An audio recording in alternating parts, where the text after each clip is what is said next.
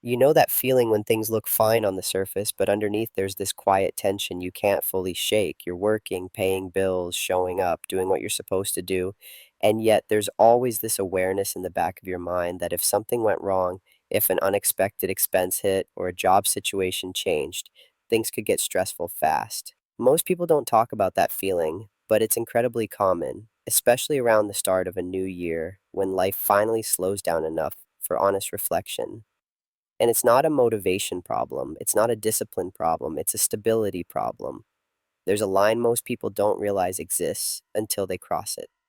A point where money stops feeling like a constant source of pressure and starts acting like a quiet form of support. That line isn't about being rich, and it's not about early retirement or flashy investments. For most people, it's right around $20,000, not invested aggressively, not locked away, just there, liquid, boring, and powerful in ways that don't show up on social media. Below that level, life feels reactive. Every decision carries extra weight. You hesitate to leave a bad job. You tolerate stress longer than you should. You rush decisions because waiting feels dangerous. Scarcity doesn't just affect your finances, it affects your nervous system. It keeps your brain in short term survival mode, constantly scanning for problems, constantly bracing for impact. That kind of background stress wears people down over time, and it quietly spills into everything else: relationships, confidence, health, even how you see yourself. What makes the $20,000 rule different from typical money advice is that it's not about optimization, it's about removing fragility. And the moment you start building real buffer, things begin to shift. Slowly at first, and then all at once. Early on, saving feels unrewarding. The first few $1,000s don't change your life. They feel fragile. You're proud of them, but also afraid to touch them.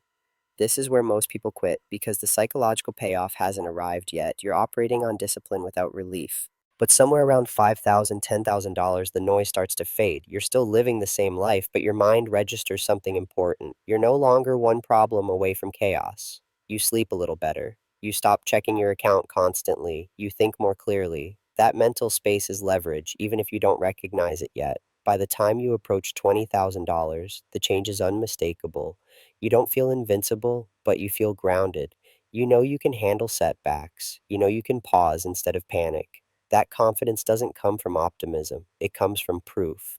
You've seen yourself build something steadily and protect it, and that proof starts showing up everywhere else in your life. At work, urgency disappears. You negotiate differently because you don't need an immediate yes. You speak up more because the consequences feel survivable. People can feel when you're not operating from desperation, and that changes how they respond to you. Confidence backed by optionality is very different from confidence backed by bravado. Your decision making improves too. Scarcity pushes people towards short term thinking. It makes you chase quick wins, avoid necessary discomfort, and overreact to small problems. A financial buffer flips that script. It allows you to wait, to think in months and years instead of days and weeks. That single shift leads to better outcomes in careers, relationships, and long term planning. And here's the part most people don't expect: the discipline you build saving money doesn't stay contained. Once you prove to yourself that you can delay gratification, follow a system, and keep promises to yourself, that identity transfers. People who build a real financial buffer often find it easier to get in shape, stick to routines, quit bad habits, and follow through on other long term goals. Not because money solves everything, but because self trust compounds. This is why timing matters. New Year's isn't powerful because motivation magically increases. It's powerful because your brain naturally creates chapters. January is a psychological reset point. It separates the past version of you from the one you're building now.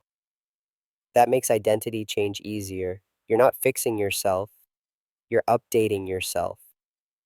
Early in the year, momentum works in your favor.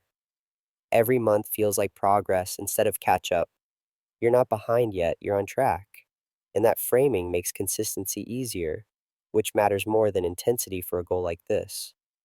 There's also a practical advantage early in the year that most people waste: tax returns. For many households, a refund shows up and disappears without changing anything long term. But when you're building towards stability, a tax return becomes a catalyst. Not the entire solution, but a meaningful push. Redirecting even part of that money toward your buffer accelerates the hardest phase. the boring part where most people quit. Once the buffer exists, everything changes faster. 30,000 doesn't feel intimidating. 50,000 feels achievable. Investing becomes less emotional because you're no longer risking your sense of safety. You can tolerate volatility because your foundation is solid. Decisions stop being reactive and start becoming strategic. This stability spills into bigger life choices too. Career changes, starting a family, starting a business, taking calculated risks. Money doesn't remove uncertainty, but it reduces fragility. And reduced fragility is freedom. Most people don't struggle financially because they don't know what to do. They struggle because they never escape survival mode long enough to do it consistently.